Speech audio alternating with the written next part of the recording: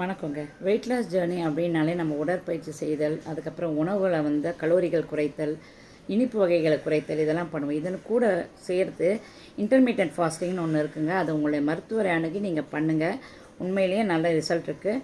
நான் 16 மணி நேரம் அந்த இன்டர்மீடியன்ட் ஃபாஸ்டிங் எடுத்து அதுக்கப்புறம் 24 மணி நேரமாக அது இன்க்ரீஸ் ஆகி இப்போ 36 மணி நேரம் இன்டர்மீடியன்ட் ஃபாஸ்டிங்க்கு என்னை நான் தயார்படுத்திகிட்ருக்கேன். மருத்துவரை அணுகி உங்கள் உடம்புக்கு என்ன தேவையோ அதன்படி நீங்கள் எடுங்க.